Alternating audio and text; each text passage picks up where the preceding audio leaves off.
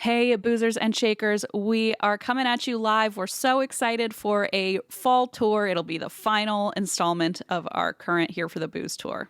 The final, I think, 10 shows, something like that. But it's the final countdown. And we're very excited. But if you want a chance at ever seeing Here for the Booze one last time, this is it, folks, before we do our next big tour. So hopefully you can make it to the next few cities. If you want to, you can check out our tickets at andthat'swhywedrink.com/live. We can't wait to see you there. Some shows are already sold out, so get on it quick. Bye.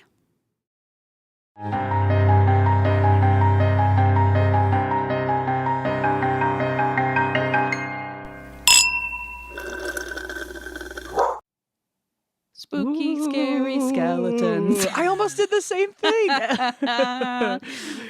Oh, well, happy spooky season officially, my friends. Can you believe it? We've made it. We've made it to October. It's Leona's birthday today as this comes out. So happy birthday, Leona. Happy 1 year of keeping her alive. Oh, thank you. I'm pretty impressed with myself. I feel like I know, like, it's your baby, so you can tell me to fuck off. But I think, like, you keeping her alive for a year is, like, significantly more important than her having a first birthday. You know? I mean, like, we're having a birthday for her, but, like, she's not going to know. And so the birthday's more for me and for all the grown-ups. Yeah, it's a symbolism. Yeah. It's actually just a big party because we're making cocktails and we're doing all sorts of fun stuff. It's going to be more adult-friendly. Oh, there's paint your own succulents. I'm very sad I'm not going to be there because of my... I'm really sad too, but it's okay. I'll tell you though, I am officially in therapy now though, so hopefully this... Oh my gosh, that's exciting. So hopefully this plain panic disorder, it's like so much more than just having nerves. I'm telling you, I really think I'm just going to die every second. So, I would like to not be ingesting as much Xanax as I currently am. Yeah, so I'm that excited, would be great. Excited for therapy to kick in, and then we can do a belated thing for her, and we can finger paint succulents with her or something. I don't know. I'm so glad. What is happening? What do you mean? Bye. Okay, for those who are not watching, Christine made a call. Spooky. Certainly picked the scariest thing you could, but Christine is apparently in a sex dungeon with Zach Bagans on Zoom right now. No, that's way scarier than I intended. It's how it looks, my friend. He's waiting for you to approach him, it seems. Oh my gosh. Well, and also, you're doing it in a very fancy, and that's why we drink, witch hat. Can you believe we sell witch hats now? This really is the dream. We were like, what could we sell? We said witch hats, and they were like, okay. And we went, wait, really? We were just looking for anything Halloweeny, and we were like, well, I love a good witch hat. Who doesn't? And there you go. Say, this one is extremely, like, I didn't know. I feel like I'm going to wear this one pretty regularly. It's pretty flattering. It doesn't feel like a costume hat. It's sturdy. It sits on the noggin real good. Yeah. It does. Yeah. So I'm pretty into it. So that's how I'm celebrating Halloween. And you're right. Now I feel like I am in a sex dungeon. I feel like maybe I did download one more photo, so let me see if that'll work. He wants to go check out your immortal portal, if you know what I'm saying. Stop. I don't want to. You're not going to tell me any more about it. And before you do, I'm going to change it. Let's see. What does this one say? Okay, that's better. At least you now just look like you're sitting in front of a backdrop versus like in his home. In the sex dungeon, that's in his home. Right. Can you handle the lockdown? That's what he says to you when he's investigating your immortal portal. Stop it. You are making me extremely uncomfortable. And I know I brought this up. Look at how scared they all are. Adventure. Oh, Ghost Adventures. Look at how scared they all are of you. And they have to obviously do it with night vision so they can see what's going on. Honestly, they should be. Well, I feel so silly because we decided very last minute we were doing our October listeners episode, and I tried dressing like you. I was good because I think last year I dressed like the baby, didn't I? Wait. Oh my God, you're totally right. But that was for our Halloween episode. That's true. I still have time to catch up, I guess. To buy those creepy bottles on the internet that you had and like adult pacifiers. I had a lot of props for that situation. Yeah. Do you still have those, or did those go to Goodwill?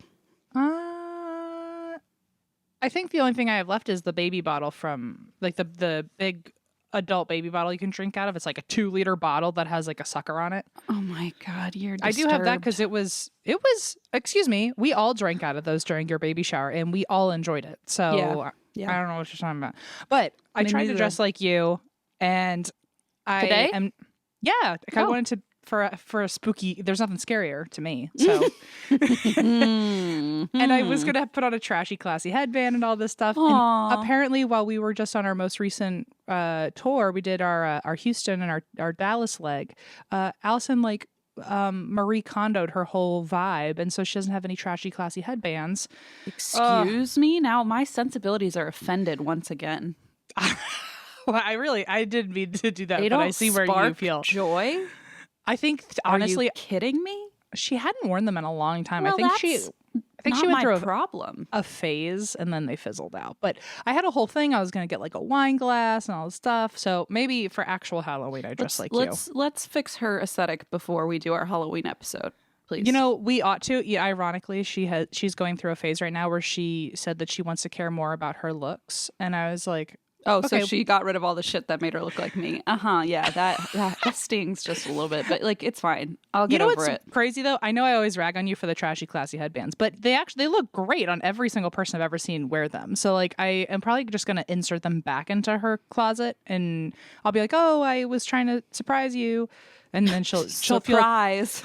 She'll maybe feel so bad she won't throw it away. I don't know, but I think she looks great in them. I think you look great in them too. So her birthday's coming up. Maybe I'll just give her some and say, these are really special, and so then she can't throw them away. They're like friendship bracelets, but for your head. They're friendship headbands. I mean, if I find one and I think she'd like them, but then she doesn't want them, I know exactly who to give them to hand me them. Because you rock them all the time. Aw, I do. It's mostly because my hair's dirty, but you know, sometimes you just gotta go with it. Anyway, I'm sorry I didn't dress like you yet, but I got 365 other days. I'll figure it out. One of these days, you'll hit the nail on the head. You'll hit the mark. Maybe a good random dress like Christine day isn't due. It's not. I think I don't have the mental wellness to really cope with that. You don't have surprise. You don't have to tell me you don't have mental wellness when I see what you just did with your backdrops. Oh boy, oh boy, oh boy, oh. Cool. Well, this month, October, happy October. I forgot that this was coming out on Leona's birthday, or we could have maybe done like a little birthday thing, spooky baby thing. But we are doing Halloweeny or spooky or autumnal stories that Eva picked out, and we have not yet read. Yes, there is no particular theme this time around except general Halloween creeps. So spooky, I'm very excited. Scary skeletons.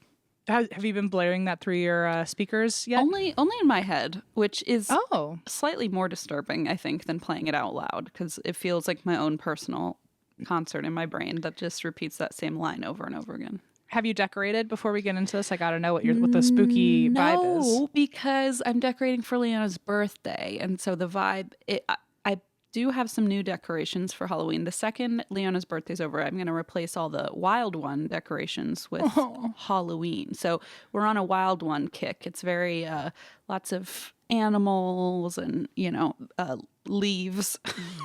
Stuff like that. Leaves are autumnal. Those can stay. Well, they're like palm leaves. Oh, okay. So not quite, but oh man. Oh well, that's gonna be so cute. Well, if she's gonna be your child, I feel like eventually it'll just be like this floor is birthday themed all month. This floor is Halloween themed all month. This floor is autumnal themed. Well, what I'm hoping is that she kind of adopts what I feel like Allison did, which is sort of a combo deal of my birthday's in October. Why not make it a spooky birthday? And so then we could kind of just cover all our bases and decorate, for both.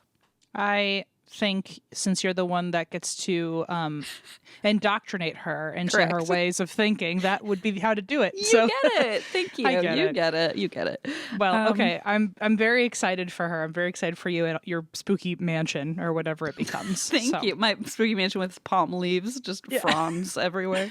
With lions and tigers everywhere. All right. So should I go first? Sure. Okay. So here's our first official Halloween listener story. Great. And this is from Kara or Kara. I usually lean towards Kara. Who uses she? I was waiting for you to tell me that I was stupid and wrong. I don't know. I have a complex. Anybody listening the first time must be like, wow, that Christine must be such an asshole, and leaves blank spaces for her to jump in and say, you're wrong. I'm used to always being like probably not totally right, so I'm just waiting for I don't know how to pronounce someone's name. Okay, I'm gonna go with Kara. Okay. Who uses she, her pronouns. Subject line. Ooh, oh, you'll like this. Okay. That's what, I'm not kidding. That's not what the subject line says. It says Halloween truck driver and glitch in the Matrix. Wait, truck drivers. We asked for that. We did. Oh, well, good job to Eva remembering that. So we've got a truck driver and we've got General Spooky. Okay, I'm into it. And you're going to absolutely, this is the best salutations we've ever gotten in a letter. You ready? Yeah. Hello to Deb the Web only. Agreed. I want everyone to sign their letters like this now. Deb deserves all of the greetings and salutations. I like how even Skylar isn't involved in this. Is this meant to be like a Halloween-y salutation? Because it's scary. Yeah. Oh, I love it. All right. Hello to Deb the Web only. It was October 2016, and my best friend and I were driving home to Jacksonville, Florida, after spending the day in Orlando visiting friends and going to Halloween Horror Nights, which I will be going to in a couple weeks. Very excited. Nice. I think. I was the driver, and it was late. We were talking and listening to fun music to make sure I didn't get too tired on the way back. Not to brag, but we had annual passes to Universal at the time, so we had made this drive plenty of times before. I was very aware that I had been following the same group of cars for miles once we were on I-95. A small red car in front of us, a couple around us, and a semi-truck that kept riding right beside me. I get super nervous driving next to big trucks, so they were on my radar. I hate driving next to big trucks. I also do. It makes me so nervous. Like, you're going to careen right into me. And 2 of them have, by the way. So my fears are justified. Wait, what? I've been sideswiped by big trucks twice. Oh, God. What? When? One. When do I know this about you? Well, one happened before we were friends. Oh. And then the other one sideswiped me, but like it was like not life-threatening. It just like got me. And then I tried to chase it down. I tried to chase it down, but it knew it was in trouble. And so it went like 200 miles an hour on the road. So I couldn't catch its license plate. Yeah, that happened to me too with a double-decker bus. And I had to go to court. Oh my God. I had to go to court in Miss Lollapalooza. It was so sad. I was subpoenaed. Wow, your story is much more interesting than mine was. I'll tell that, and I'll do the line from the podcast. But that's a story for another day that everybody writes in, and we're like, wait, no, I want that story. We thought that should be our theme, actually, for one of the listeners' episodes coming up, where they just all end with, but that's a story for another time. Yeah, we should do that. That would be funny. Okay. So she's trying to avoid the big truck driving next to her. All of a sudden, it was as if someone switched off the lights to the entire world. Huh? The sky, the streetlights, the lanes, everything was gone. Oh my God. My headlights were shining into oblivion. All the lights from cars around me disappeared. All I could see was the semi-truck riding alongside me. What the fuck? Not only was it pitch black, but there was a deafening wind tunnel sound, although all the windows were up. I look over to my friend to make sure he's also freaking out and to yell for him to look at the truck driver to see if they were reacting. He made eye contact, but said they didn't seem concerned. The only way I could hope not to crash into anything was to stay parallel to the truck.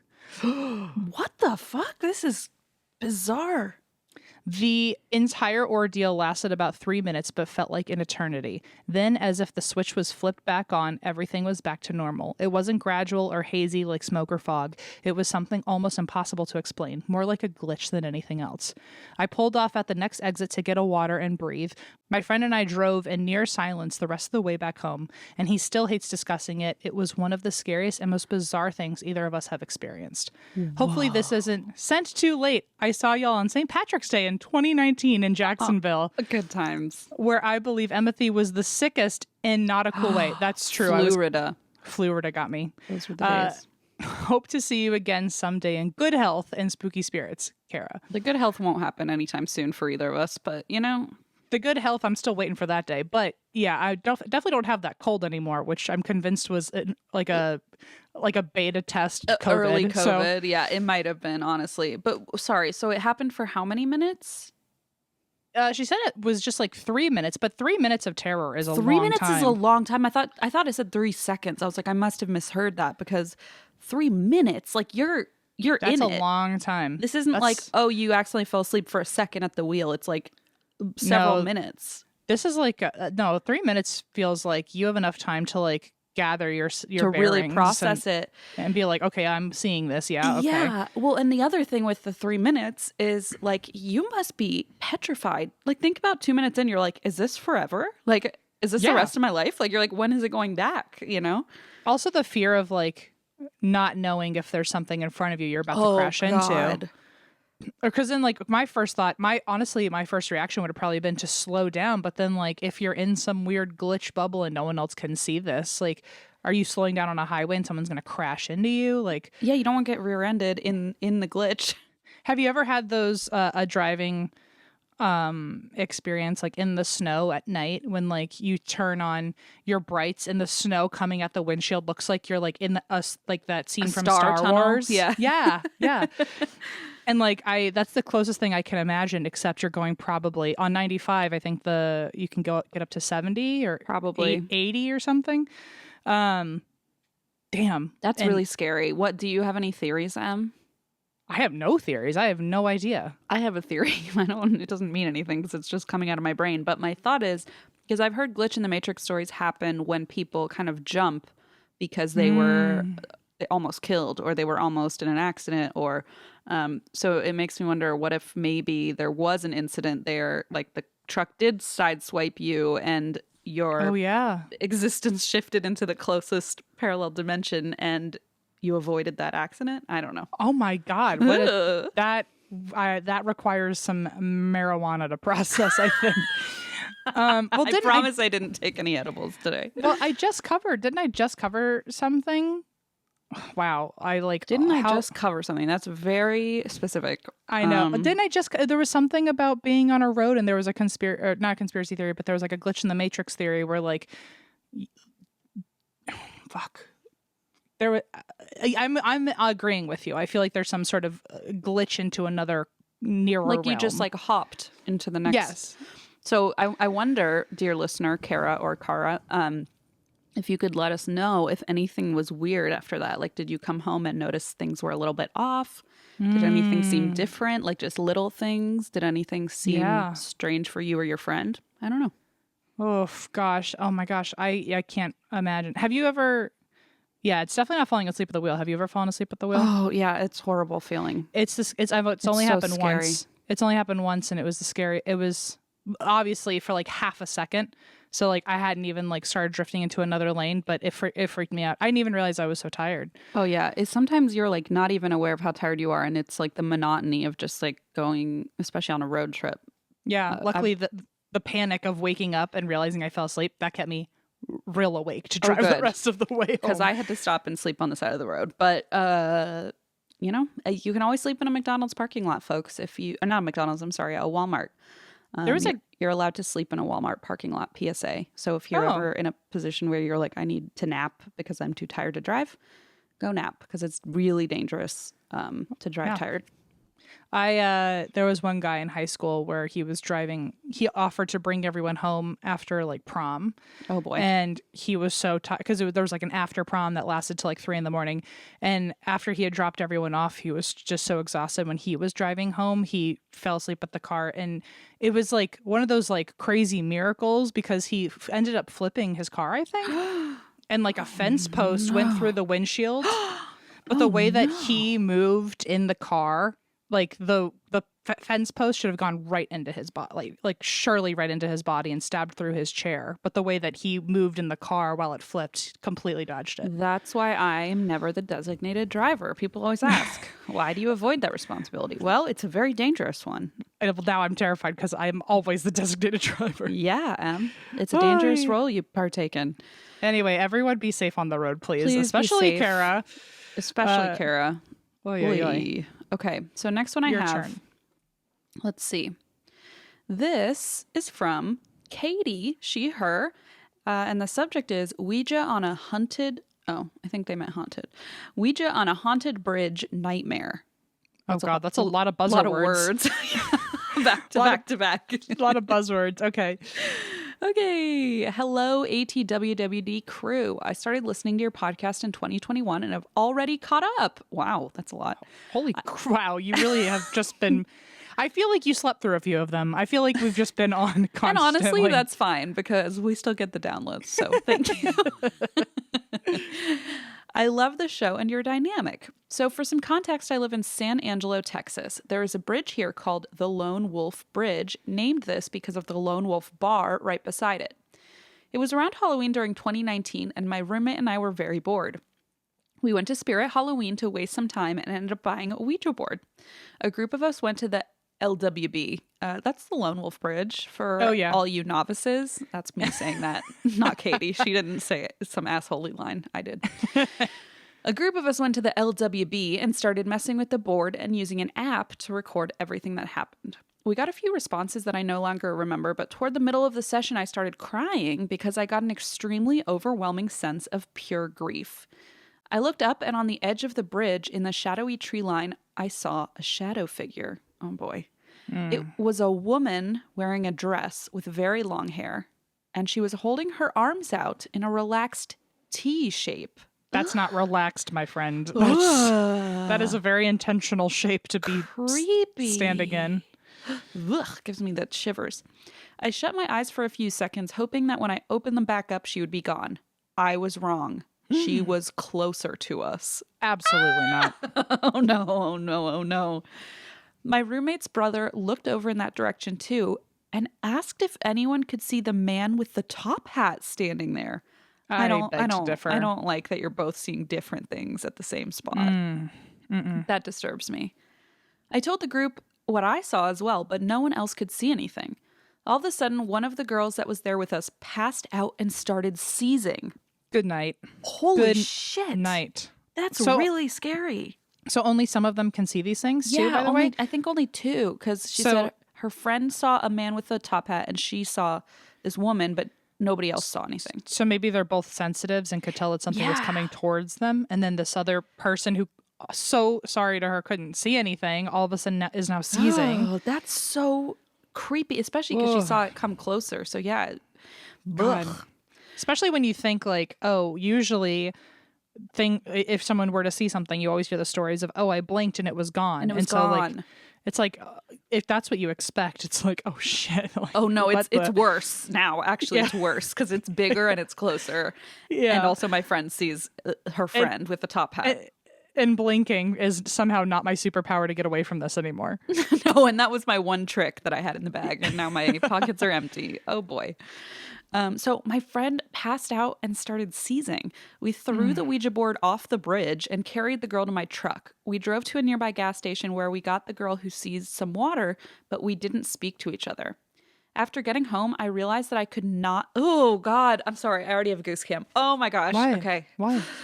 After getting home, I realized that I could not look into any mirrors because I knew that if I did, I would see the woman standing behind me. Oh my goodness. Okay. I just absolutely can't tolerate that. Also, the next people who were walking around by that bridge and found through the tide an old Ouija board, they were like, what the fuck happened here? That's the most cursed item you could find washed up under a bridge. I mean, really, my God. Of all things to find. And also, so now she can't look through mirrors because she knows that thing has followed her home, which, by the way, means throwing the Ouija board in the water didn't work either. Because obviously she came home with you. And I wonder if they ever closed out the Ouija board and said goodbye, which is why this thing is... Katie, have you tried blinking? Oh, wait, you did that. That didn't work. Harder, Blink girl. more. Go to sleep. Maybe that'll help. Oh my God, how effing terrifying. Especially if you've seen it twice and you were like, she's behind me. I trust that you know that, you know? Mm-hmm. I know you. You wouldn't have to tell me twice. I'd be like, got it. We're keeping you away from all reflections. We're not looking in any mirrors today. Okay, this is wild. I didn't look into a mirror for over a year because I just knew that if I saw her again, something bad would happen. Holy shit, this is really frightening. That's brutal. That's, I mean, fully by definition traumatic. Like, yeah, absolutely. And I'll be honest, like this is the first. I'm gonna be honest. This is the first time I've ever felt hesitant about using a Ouija board before. Like, this is the first story I've heard where I'm like, finally, cool. Katie. So, yeah, finally, Katie. You might have really done the trick here. Fine. Em's been trying for years, but I didn't know I just needed to contact Katie all those years ago. Katie was like, listen, I had a feeling this would fix it. Okay, sorry. So I just knew that if I saw her again, something bad would happen. I was sitting in the armchair in our dorm when my roommate was at work, and my bedroom door creaked open very slowly. Mm-mm. I ran out of there as fast as I could, ran down 3 flights of stairs, and slept in my truck that night. I still get the feeling that the woman is nearby, but I do... Oh, now I'm freaked out to be home alone right now, honestly. It's also not helping me because I'm watching you freaked out, but to me it looks like you're suffocated in a small room with the Ghost Adventures crew. With them, like, doubled up in many different angles behind me. I mean, this is a scary setting I have. I just can't see depth for you, so I feel like you're closed in and very, you know what I mean? Can you imagine I turn the background off and then all of a sudden there's someone standing right behind me? Don't do it. Katie, don't watch this YouTube episode scared. Just in case. Okay. I was sitting in the armchair in our dorm. Okay, the door opened. I ran out of there and slept in my truck that night. I still get the feeling that the woman is nearby, but I do not feel as threatened as I did before. You should get cleansed, girl. Yeah. Thank you for reading my story. I have more, as I've always been around paranormal things since a very young age. Please continue doing what y'all do. We all really appreciate it. Much love, a Taurus, Katie. You know, I understand why Zach Bagans has his museum. Like, first of all, I know we rag on him a lot, but that guy's a fucking businessman. Like, for sure. I gotta give him credit where credit's due. Like, he knows how to make a dollar. Oh, he's successful, yeah. But like, also, if your whole career is fucking around with things like this, of course you need a place away from your home to store it all. Like, yeah. Like, I can't imagine if Katie and her friends were like, okay, time to bring the Ouija board back, and then like whoever's house it's sitting in is just riddled with problems. Like, Katie, get yourself a museum, and then go put it all in a museum. Fish out the Ouija board from the river, and then just keep it there, and your problems should be handled. Put it right up front and be like, this is the Ouija board that started it all. I also feel so bad that you still feel something. Like, if you thought hard enough and long enough about it, like, something might come back. I can't really imagine. Hope you're able to find someone to help you cleanse your space because it sounds like you need it. Like, really. You know what? I'm surprised by now that we don't have our own little like group of people who like all like a little task force, and that's why we drink group of people who get together and like, cleanse folks. I wish we did. I actually, now that you're saying that, I'm like, maybe we should look into that. Does anybody know somebody? I mean, I feel like it could very quickly be a controversial situation because, like, how do you vet who actually has expertise versus who's new to this and not doing the practices the right way, or, who's accidentally or intentionally using closed practices when they shouldn't. I feel like I could get really muddied quickly, but I feel like by now someone probably listens to us who could be helpful to others. I feel like we've just got such a concentrated group of people who have experiences that could surely use a cleanse. Yeah. Someone out there's got to be reliable. And I'm pretty sure you need their permission to do it. So I feel like you would need to make sure everybody that you're cleansing, like, is aware and consenting. So I don't know. It would be probably, but I mean, at least we could use it. Can you send some my way? I'm surprised you don't. I would call them like some sort of like spiritual Avengers of like, okay, well, we're just going to like go like assemble, like reach out to, and that's why I drink if you need a cleanse. And then we've got the connections. We got the hookup.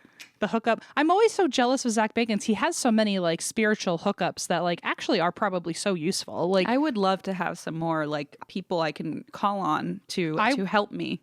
I would love that. Like, I think by now it's overdue. Why not? I agree. We've gotten ourselves into some spiritual quandaries, and I would love to have like a hotline I could call, or just somebody I can text at the very least. Yeah, at the very least, be like, how do I fix it over here? What's like a temporary Band-Aid for this situation? All right. Well, Katie, you might have sparked an entire new focus group that we're going to be putting together. And honestly, you also convinced me Ouija boards are more dangerous than I knew. So you've really done a number on us today. I told Christine I've seen a Ouija board on fire, but that wasn't enough. So thank you, Katie, for finally. I've seen a lot of things on fire. That really doesn't do it for me. Sorry. As long as you're making it click, I'm just glad someone got it to click. All right. Thank you, Katie. And then this next story is from Lindsay, who's a she, her pronouns. And the subject line is, hi, Eva. And then... Not Deb the Web? Not Deb the Web. A shadow figure haunting and a murder to top it off. Oh, boy. Okay. Oh, boy. Okay, here we go. Not even a hi to this one. Just says, y'all. So I like how Eva gets a hi. We get a... Listen the fuck up. Listen, you're from Virginia. I live in Kentucky. The y'all speaks to me. I heard it. I got shivers. Mm-hmm. Okay. I've got a tale that's a bit true crime and a bit spooky ghost in one. Growing up, I had a best friend. We'll call her Mel. Her life started off with tragedy as she was in a car crash at 1 year old that took her mother's life. Oh fuck. My God. And left Mel with scarring on her face that would last her lifetime. Okay. Jesus. She was raised by her grandparents, who were the kindest, sweetest people you'd meet, but were very religious, and as such wouldn't allow television in their house. Cell phones weren't a big thing yet for kids. This was the early 2000s, so I believe there was only a landline phone and maybe a radio in their home. Because of this, we mostly played with dolls and house and explored outside. We were both very sheltered. Mel shared a room with her sister, and one night I'm staying at Mel's house and we're sleeping in her bed when I wake up out of a dead sleep and look to my right. There in the center of the room was a black-gray figure. A tall male-looking shape. Thinking back on it now, it had no defining features. It didn't look like a shadow or someone dressed in black. More so, it just looked completely devoid of light. Ugh. Forget it. It was so still, I looked at it for several moments, watching for breath or movement or anything. I convinced myself it was a shadow or something reasonable, like it being Mel's sister standing there ominously in the middle of the night. I don't know. With a top hat and a cape and not breathing. And devoid of light. With her arms in a relaxed T shape. So I rolled over closer to Mel and went back to sleep. The next morning, I looked for it or anything that could have resembled it as soon as I woke up, and there was nothing. I told Mel what I saw, thinking she'd call me crazy, and she became very solemn. Oh, jeez. She replied, yeah, I've seen it too. Oh, I used to think it was my mom watching over me, but I don't think so. Oh, my God. Wow, that was heartbreaking and terrifying all in one sentence. Like the worst of the worst. I used to think it was my mom watching over me, but I don't think so anymore. Jesus. Which means, like, I used to think it was the safest thing that could be in my room, and now it's probably not. I used to hope that that's what it was. Oh, that's so fucking sad. Somehow at 12, 13, you just move on from these things and forget them for the most part. So that's what happened. Oh, my God. Until a year later or so, when my childhood church held a youth trip to a set of cabins in the woods for New Year's Eve. The cabins were at the bottom of a hill around a curb, and the celebration was at the top of the hill out of sight from the cabin and vice versa. Anyone that was at the top of the hill was having a good time, and I wanted to go back to the cabin to get my chapstick because 30-degree weather outdoors for hours will parch a girl. That's what I always say. Me too. Being 13, me and my friends all had to go as a group, of course. So about 5 of my friends, Mel included, and I went down the dark hill to the cabin. I got my chapstick, we goofed off for about 5 minutes, and then started back up the hill. Think of the hill as a big uppercase L, with the top left of the L being the top of the hill where the party was, and the cabins being at the right end of the L in the dark. So you probably have to do you have to walk left and then go up. Okay, I'm picturing like a cliff, like a L, like just like a vertical cliff. Okay. This sounds terrible to walk up. We're about to find out who's right with our imagination, I guess. It's not me, I'm sure. We get about halfway up the first part, coming up on the curve, and we all stop dead in our tracks. 6 teenage girls were talking and goofing off, and then we were suddenly silent and still. Up ahead, standing at the edge of this curve, was this thing. No.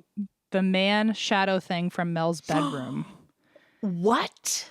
It's just standing there, stone still, facing us. It's almost hard to describe. He should have either been in shadows from standing just off the curve, almost in a tree line, but the color of him didn't match the shadows of the trees and things behind him. Oh, no. He just felt like an outline of an absence of light.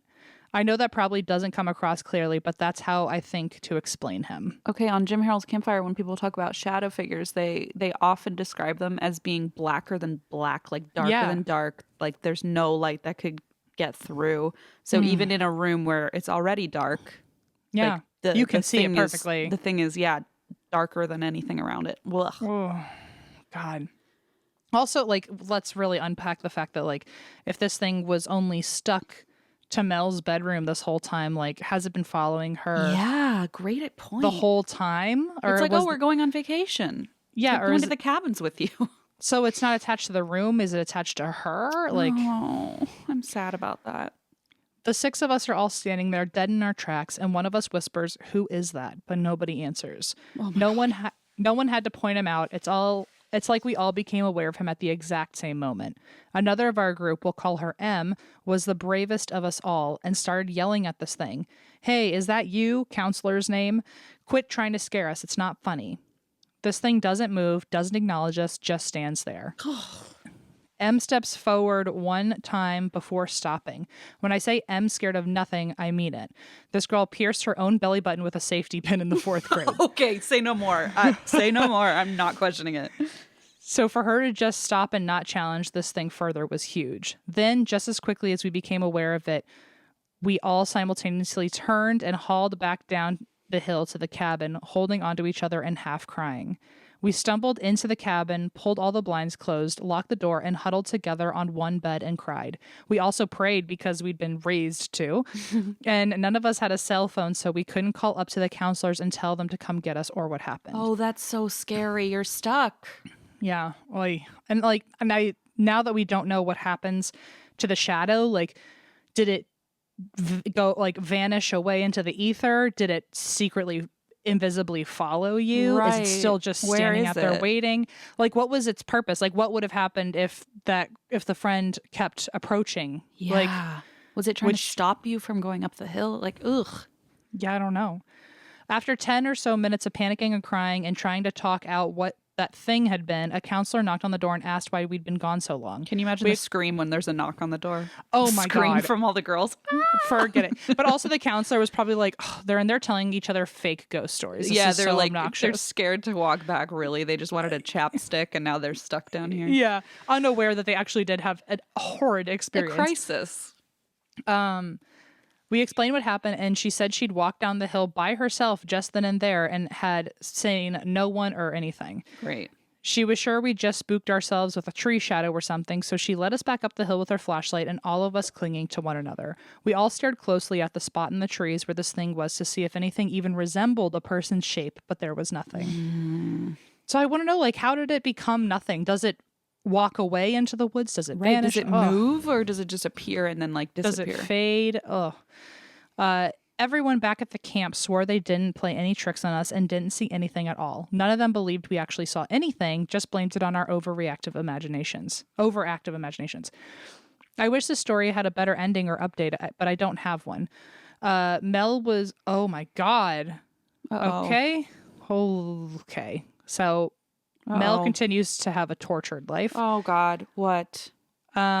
Lamentably, Mel was barbarically murdered. What? A few years later at 18 while pregnant with her first child. Wow. Her death rocked the town we lived in, and it's been long thought her murderer is not the man who's been convicted for it. She was bright and bubbly, and her life was needlessly cut short. It was years before I remembered the shadow thing that used to follow her around, and that made me think back to when we'd gotten back from that trip for New Year's. We used a disposable camera that weekend and took a bunch of pictures. Mel brought them to school to show us after they were developed, and as we were going through them, we noticed 2 in particular. One looked like a picture had been snapped while the camera was being put into a purse or held down by someone's side because it was just a blurry movement. But in the picture is clearly a mouth, eyes, and dark face, all elongated and hollow-looking, alongside a leg of the pool table from the mess hall at camp. as if something was beneath the table. I don't know. This one could be an overactive imagination and easily explainable if I could see it as an adult. But the other photo is Mel playing pool with a couple of people, and behind her is a window with no blinds, shades, or curtains. It's pitch black outside, but you can make out a face in the window. There's no discernible features, just a shadowed outline, as if someone is standing just far back enough from the window to not be seen. When we were looking at the pictures together and noticed this, Mel leaned over closely to me and said, "I think that's the thing you saw in my room. I think it still follows me." With the horrific way her life ended, I can't help but wonder if in some way or another this thing caught up to her. Ooh, the podcast is my favorite thing on the planet, and I love you both so much. P.S. Christine, please tell Leona how much we adore her squishy face. And I am being requested to cover the dog man eventually. From Lindsay. What the fuck? Ooh, that was heavy with all kinds of twists. Oh my God. I did not see that coming, even with the subject line. Yeah. Oh, I totally forgot about the subject line. Wow. I mean, this puts a whole new level on our we should find people to help cleanse us, Oh my God. I mean, yeah. Woo. Also, that's just tragic as fuck. What's the color? The color of, is it Vedmantum? It's like the blacker than black color. Oh, I don't know the name of it. I don't think it's what you just blurted out, but maybe something with a B or a V. Vanta black or something like that. Yeah, I was trying to think of how to describe the shadow, because I've also seen shadows that are like that, just completely void. And I know we just talked about this, but it's indescribable. I've never seen one. Knock on wood. It really looks like you're looking into someone. I think Kara earlier said oblivion. Yeah, but it really is I don't know how to describe it. It's just the darkest thing. It makes normal dark look bright. It's crazy. Yeah. I'm looking right now at this Vanta black. I've never seen this before. They have paint. They have paint that can give you Vanta black. It's kind of scary. I'm looking at it now. It's extremely dark, no reflective surface. They have, I think there are cars that are that color, but then I also heard that they were trying to make it illegal to make it that color, because at night you literally wouldn't be able to see the fucking car. Great point. Great point. That would the whole point of it. Yeah, exactly. Because if you have headlights on, the whole point is it doesn't absorb any light, so your headlights wouldn't show you a car. So that's just an accident waiting to happen. Yeah. Oh man. But anyway, just to go back to this, I can't believe that happened to your friend. I'm so sorry. And also on definitely a less significant note, but I hate that you'll never get answers as to what the fuck this thing was. Yeah, and I fucking hope it went away. I'm honestly, it just clearly was nothing good, Yeah, and I don't blame you for wondering if it was somehow responsible, some connection to her. I mean, it sounds spiritually like she nearby. thought she was connected to it.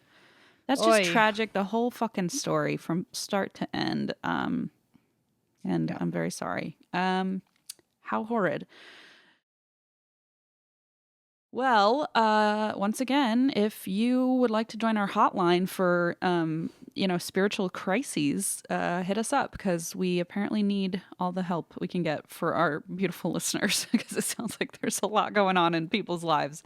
I would love to have a true working hotline. Seriously. Okay, so this is from Kay, she, her, or they, them. Thank you for normalizing having double pronouns. Double pronouns. The subject is not deer, but it's NOT-DEER. Not deer. Not deer. Deer. Not deer. So okay, I'm assuming we'll find out what that means. If not, what a silly out of context thing to confuse us with. What a fun joke you've played. Okay. Hi, Christine and Em. I love the show, but I only started listening recently and I'm catching up. I've just listened to your first anniversary episode. Aww. I don't know. Who was it? Katie, who was like, I've listened to the whole thing. So, Katie set the bar really high for you. Yeah. Just saying, Kay. Everyone here, though, I'm very amazed that you're here listening at all. So Me thank too. you. I'm in the same boat. I'm totally kidding. Okay. I know you guys mostly do ghost and true crime, but I actually have a cryptid story to share with you. So let's crack into it. Let I get me the guess. not deer. It's a not deer. It's a not deer. It's not a deer, but it's something. I live in Texas and have all my life. When I was in high school, I was very religious and was super involved in all things church. Not so anymore. But at the time I played in the praise band, I led a small group, I went on every mission trip the church led, you name it, I was involved. And some of the things I was involved with was summer camps, Disciple Now weekends, and fall retreats. Mm-hmm. It was at one of these such fall retreats that I found myself on a crisp autumn night my junior year. One of the traditions we had on all of these off-campus retreats was playing Capture the Flag. We would wait until dark one night. I love Capture the Flag, by the way, just a side note. I feel like I used to get bullied during Capture the Flag. Oh, I'm sure I did too. But I wasn't bullied. I think people just didn't like me on their team because I so quickly volunteered to go to jail. I was like, you just wanted to be. I didn't want to have to run. Sitting. Yeah. I was like, and nobody wanted to give me the flag, and so I felt bullied, but also I was 100% causing that. You just didn't want to play. Yeah. Okay. We would wait until dark one night, divide up into two teams, and try to sneak each other's flag across the boundary line. I understand that most people normally play this game during the daytime. Oh, we always played at night, but there's like flashlight Capture the Flag and things like that. Yeah, that's too. what we would do. And we would do it on a golf course at night, and so you'd run across the green to get to. Anyway, okay. I understand that most people normally play this game during the daytime, but that's just not how we did things at my church.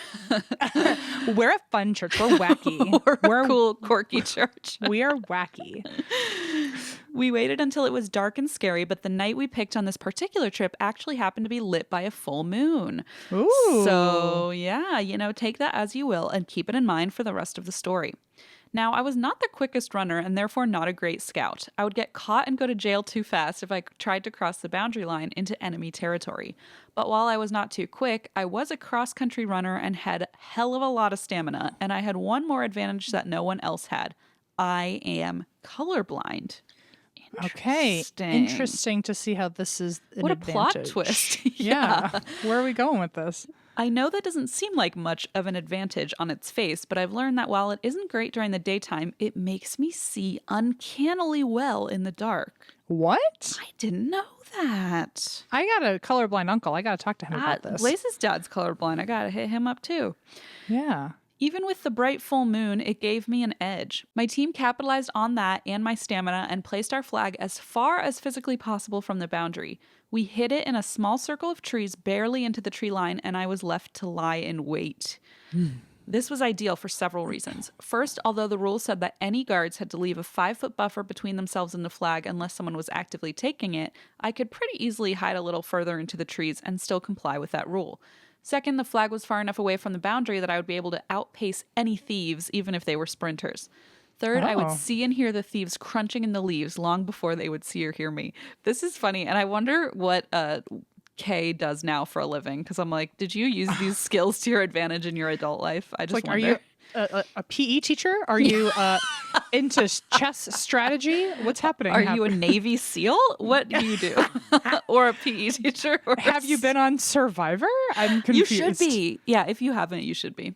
If your plan has something to do with crunching of leaves as people walk by, you should be on Survivor.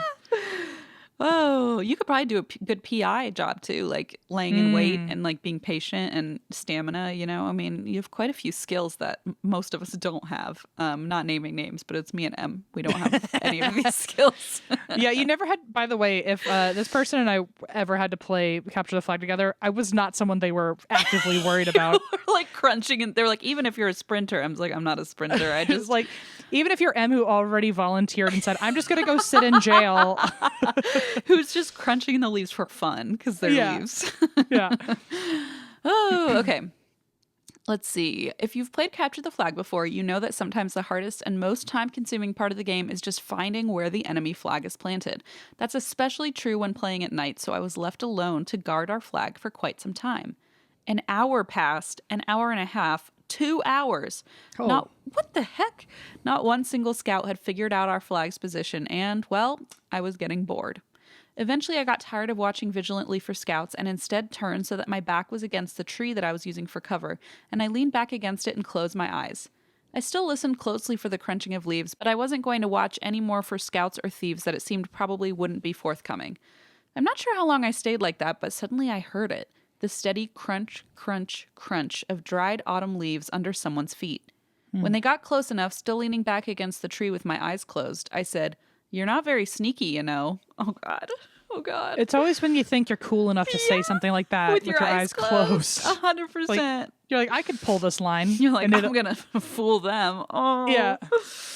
Oh, my gosh. I'm cool, calm, and collected. Oh, goodness. The footsteps stopped. I opened my eyes and looked around for the source, only to find a lone deer looking back at me from further into the woods.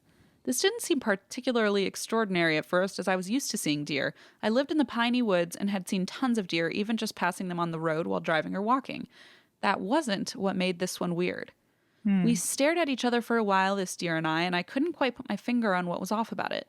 Normally, when I saw deer before, they stared until I moved, like a game of chicken, so I figured I should just move and it would run off. I pushed myself off the tree I was leaning against and stood upright, and I was right, the deer did move. But not like any deer should move. Oh, for fuck's sake. I'm already thinking Black-Eyed Kids deer version trying to act like a real deer. He's like, is this it? Is this it? Am I doing it? Okay, that sounds pretty correct. It took a few stumbling, halting steps in my direction, which was the first wrong thing. It should have coming been closer. Running away. Right, not coming closer. On the second or third step, I realized that this thing's joints did not move right.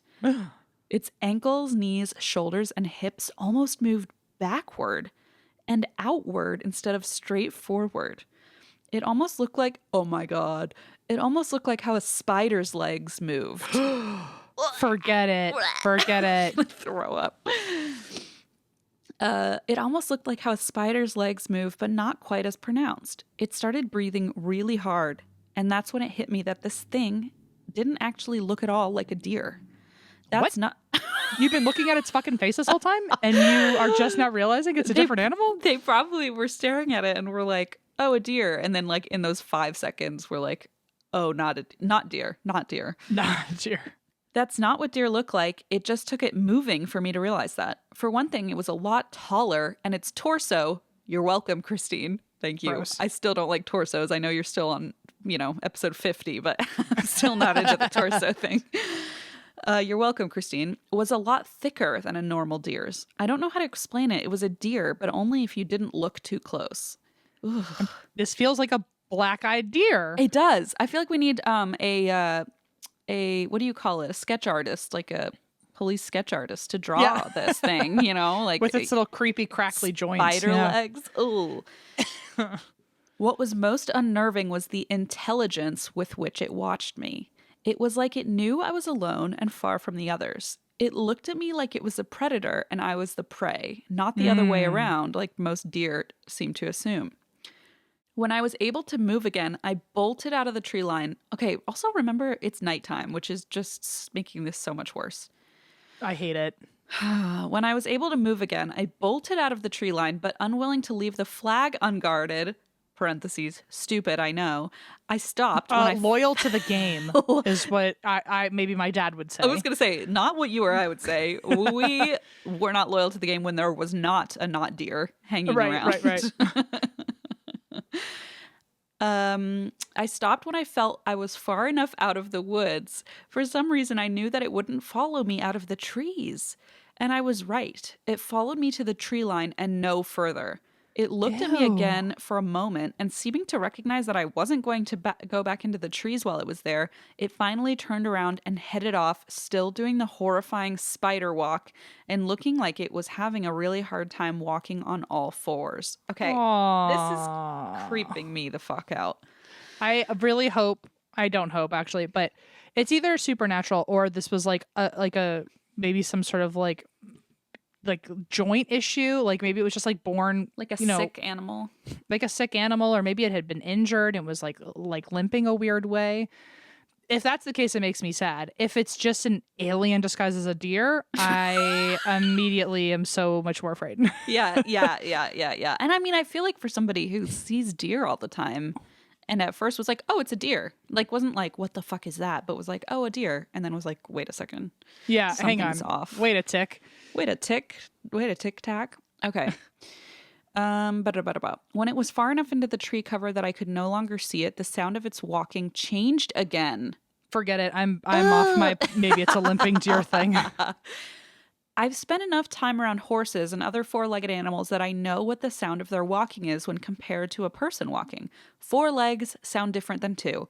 And I realized when the sound changed that now it sounded more like 2 legs. And it had sounded like that when I first heard it before I opened my eyes. Oh, right, because you thought it was a person. God. Come and get your flag. Oh, my God. Gross. Truly Gross. Just... I can't believe I almost made it sad for a second. Like... You were dead set on that. I was really trying to think realistically. There's no way this thing is. I'm back. I'm back. It's a shapeshifter, 1000%, and nothing else. Horrific. That really makes me wonder whether it was somehow walking on its hind legs before I called it out and just dropped to all 4s when I looked at it. Maybe that's why walking on all 4s seemed so unnatural. Or like you said, it had shifted from human form to like, yeah, gross. I've never gone back to that particular camp, and thank goodness. I never want to see that thing again. Who knows what it would have done if it had caught up to me, or if you hadn't opened your eyes. Oh, forget it. I don't like that. I have plenty of actual ghost stories from what I think may have been an actual possession to hauntings at my local community theater, but this is easily the creepiest thing that has ever happened to me. I hope it terrifies you too as much as it did me. This is the kind of story, if somebody read this to me at a campsite, I would be like, I'm going home. Like, I'm really scared. I'd be like, this has to be it for me. Like, I'm there's so just frightened. There's simply no more that I can We've handle. reached the pinnacle of creepiness. I've hit my creepy quota. Creepy quota. In my creepy coda. Yeah. Stupid. Nailed it. Oh, Oy. God. Well, thanks. Thanks for that. Thanks for that. Oh, God. I don't know why it chose a deer unless maybe it only gets one animal, you know? Like, oh, if maybe. Because, I guess if it was trying to just convince you that it was an animal in the woods, a deer would be when you pick something like even like if it was trying to approach squirrel? you, like a squirrel or like a kitten or something that like a child would want to interesting. pet, you know? Yeah, I see what you're saying. Like more approachable. Like a lost puppy in the woods. Like, oh no, I don't know. That's I'm so just scary. It's so scary, but like, why a fucking deer? Unless I mean, maybe that is just what it can transform into. Isn't it like Animorphs, like for millennials, and I guess not Gen Z, because I don't know if they know what Animorphs is, but Probably not. They all like had like one animal that they could turn into, right? So maybe this was just the deer Animorph. Can you imagine being the deer Animorph? And you're not even good at it because you look like a spider. It's like you're still clearly in training. Like this deer was bullied during flashlight tag. M wasn't, but this deer for sure was. You know what? It might as well have been me in another world because we both have tarantula legs, you're apparently. Right. That's a great point, Em. All right. The next one is from Tristan. He uses she, her pronouns. Thank you for normalizing pronouns. And the subject, Christine, is going to blow your little socks off. Okay. Christine helped solve a murder. What? Oh, my goodness. What I've got someone hooked. What do you mean? What do you mean? Say more. Hook, line, sinker. Oh, and then it also says, and a little ghost story for M. So both are winning. Both of us.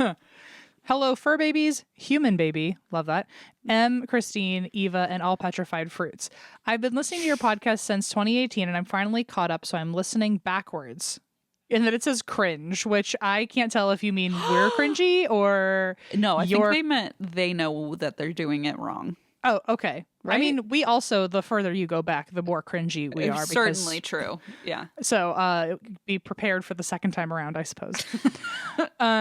I've gotten tons of my friends hooked and my mom too, but I've never submitted a story. This may be long, but I've been sitting on this one for a while and I had to wait for the case to be solved before I could submit part of it. What? So first off is for Christine and second half. Oh, so the first half is for Christine and the second half is for him. Let's crack into it. I live in a small town and one of my family members is a detective. I was in school for criminal justice, and so I got to hear things about cases without ever knowing the names of who they were happening to because of legal reasons. Someone in the town over went missing, and it wasn't a runaway situation. They found his car wrecked into a ditch and left on the side of the road with all of his personal belongings, including his phone inside. And CCTV footage showed him getting into his own car with 2 unidentifiable men. Oy. They hadn't searched the victim's house yet, but I had just listened to episode 158 where Christine covered the murder of Kevin Bacon. Oh, yeah. The cases were so similar in the lead up to them that I told my relative to search his phone for the Grindr app. Of course, he had never heard of it, so I had to explain what it was and tell him that there was a case in 2019 where someone was a victim of a hate crime murder after being baited on that app. After searching his house, they find some things under his bed that proved my theory, and also found the app on his phone and were able to go through past messages and find out who he was meeting and where he was going to be meeting them, and were able to get a warrant to search the house of those 2 men. Christine. What the fuck? Are you kidding me right now? Come to find out, they were brothers, and they had baited that man into coming with them for what he believed was going to be a hookup. They murdered him and buried him on their property. If I would not have listened to that episode on that day, if I had not have listened to that episode on the day that I listened to it, that would have not even been a factor because he was closeted, and all of his family said that they had no inkling that he may have ever been LGBTQ. Wow. Listening to your podcast solved the murder and got their family closure, and the family may never know, but I would like to say thank you. Oh, Christine. Oh my God. I'm honestly like mind blown right now. Seriously. Wow. Okay, well, so we have a spiritual hotline we need to figure out, and now apparently you also have to go back into being a detective. So what the hell? I'm like shook. I'm really I never say that, but like I'm shook. Well, because of that story, you were able to give another family closure. That's really incredible. And who sent this in again? Tristan, I'll be honest. You really just shook my brain. I don't really know what to do with this information. But thank you for sharing it. And wow. And thank you for solving it. I mean, it sounds like Tristan solved it, not me. I just blabbed around. You were the lead. I was just blabbing, and Tristan was like, I think I'm going to take something from this. And well, also, if Kevin Bacon's family happens to be out there, know that, if something good could come from their situation, at least another story was able to be closed too. So, all right. Now here's a little ghost story for M. Me and my friends went to Charleston for our 21st birthday celebration, and we were too poor to afford a ghost tour. And after about 10 Jell-O shots each, yikes, I decided that I was into creepy enough things to lead the tour. Oh my gosh. Love this. And yes, this was after listening to your episode where you covered the old Charleston jail. Aww. Everything was funny and normal until we got to St. Philip's Church. He was telling them the history and about some of the ghosts when one of my friends said, "Hey, maybe you should whisper. There's someone in there." Whoa. Ugh. So like as they were telling the story, they're like, "Hey, maybe you should whisper someone." Like, keep it down. Yeah. I've never become so sober so fast in my entire life because it is a felony to be in a graveyard after dark. Oh, shit. I told her this, and she looked just as scared as I did and pointed behind me into the graveyard and said, "Something is crying over that grave." Me and all my friends look into the graveyard, and we see what looks like a person crouched near a grave the way people look in movies. We tell everyone we need to leave immediately because I don't fuck with demons. And no sooner had the word demon left my mouth that this giant shadow stood up. It was almost as if it was unfolding. Oh, because it didn't stand out like a person. It just rose. I immediately felt sick to my stomach, and my friend asked if it was cold. It was 95 degrees outside, so obviously us 10 drunk girls started sprinting down the street away from that stupid church. It has some awesome history and some really cool ghosts, though. Just not cool enough for me to hang around after seeing that. Sorry for how long the story was, but I've been wanting to write in about the ghost story for a while and just got the okay to write in about the murder case, so I figured I'd kill 2 birds with 1 stone. I've got some really creepy stories about the woods near my old college, which you kind of covered in Listener Story Volume 19. And I suggested one of the murders that happened up there. So, Christine, if you ever want the details about the Meredith Emerson case, let me know. Can't wait to see you guys at the Halloween Atlanta show. Live, Aww. laugh, lemon, Tristan. Tristan, I would love the details on that. And also, like, did you solve that one too? Because I feel like you're giving me credit and, like, I didn't do jack shit. I just kind of read my notes. And I mean, if you're not doing all this detective work in your free time, I don't know what you're doing, because it sounds like you're good at it. Oh my gosh. Well, talk about a very moving story at the very least. Very moving. I mean, these stories, I gotta say, this is one of the, maybe it's just me, but I feel like this is one of the creepiest, wildest episodes we've ever done. Definitely the darkest. Eva was certainly in a mood when she was curating these stories. We had just traveled with her for 3 days, so maybe she was like that put her on edge, you know? Yeah, a twist of the knife. Okay, so this is, I think, the last one, right? This was sent in by Frankie, she, her, and the subject is murder, revenge, and a little ghost stuff. Oh, okay. Wow, it's a lot of true crime today, too. Hi, and that's why we drink fam. I suck at first impressions, icebreakers, and openers, so let's get right to the story. I think you did an excellent job, honestly. Yeah, cut to the chase. When I was in high school, my 18-year-old cousin, was killed on Halloween morning. Oy. There was an argument while he was stopped at a gas station at about 4 a.m. and he was shot in the face. Oh my God. Jesus H. Christ. We grew up together. We're only a year apart, and this happened about 2 blocks away from our grandmother's house where we grew up. Oh. Every holiday, birthday, and most summer days were spent together at this house. Well, this house and our childhood happened to be on the wrong side of town in Northern California, which meant that a young Hispanic man being shot and killed was no big deal, and immediately thrown away as gang-related. It wasn't. The next day, a candlelight vigil was held at the site by close to 100 friends and family members. Well, remembering what side of town we were on, cops showed up to monitor the situation. Okay. That's right. We were not allowed to grieve. When people started to disperse, a few officers came over and told us to put out the candles that were left at the site. Get over yourself. We blew them out, but they stayed lit. We tried to smother the flame, only for them to pop right back up. This ghost said, a cab. He was like, I don't think so, officer. We tried to smother the flame, only for them to pop right back up. We poured water on them, waited a few minutes, poured the water out, and watched the flames relight.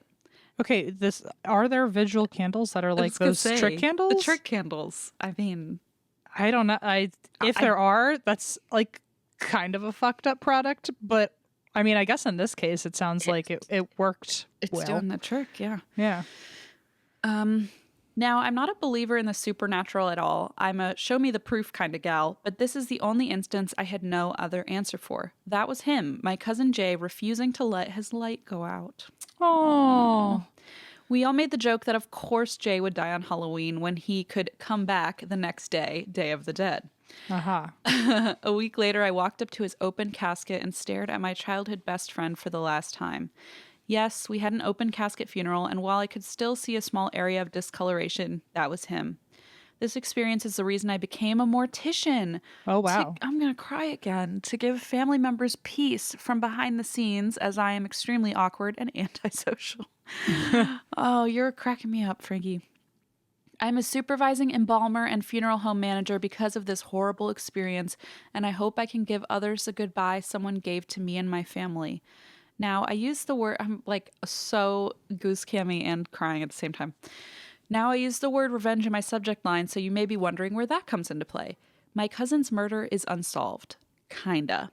We knew who the murderer was and that he fled to Mexico. Remember, this was the murder of a young Hispanic man on the wrong side of town. Local law enforcement at the time did not see a need to actually pursue this case. They called it gang violence and threw statistics and victim blamed. If you ask anyone in my family what happened to that person, there's always the same response. We took care of it. That's all I will say. And that's just the end of the email. What the fuck? And you know what? Good for you. Honestly. As you should. Whatever that means for you, that closure seems like it is there. And I'm happy about that. I'm happy about that for you and happy to not know anymore as well. So Oy. Wow, Frankie. What a story. These were next level. I was going to say, I'd like to know if something happened to me, I would have family out there who would just take care of it. Oh, I would take care of it. Don't worry. Okay. You just rolled your eyes. I would love to know what that looks like, but I thank you in advance if that is what ends up happening. So, wow. No, this really was a really particularly heavy and creepy episode. When we started this episode and I said, it's Leona's birthday, that Eva was like, oh shit. The energy has changed quickly. That was my bad. I didn't think about that. But honestly, I think this is one of the creepiest ones we've ever done. At least I'm freaked out. Yeah, definitely the freakiest. Definitely one of the freakier ones. Wow. But I'm going to have nightmares about that deer thing for the rest of life. Spider. Usually you hear like cryptid and it's like, okay, cryptid, like, Bigfoot footsteps or something. But like that was very descriptive and terrifying. No good. Not a deer. Not a good thing either. Yeah, I really hope that this got everyone in the spooky spirit. Yeah, I hope everyone's primed to be freaked out wherever you're going today, no matter what you do. Do you have any plans, any spooky plans besides the birthday coming up that you're excited for? Well, tomorrow, October 2nd, 10-2, as you like to call it. I think we're going to poop day. I think you better take a mean poop on poop day. That's all I'm saying.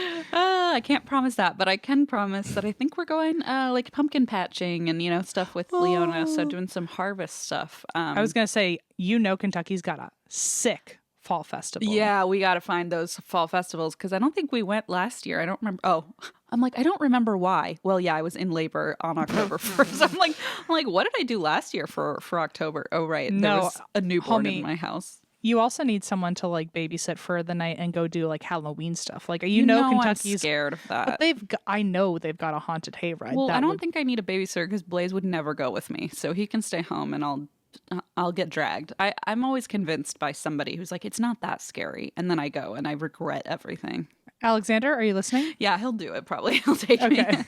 Alexander, I will Venmo you good money to get Christine to the creepiest thing in Kentucky. No, yeah? Okay. I'm scared.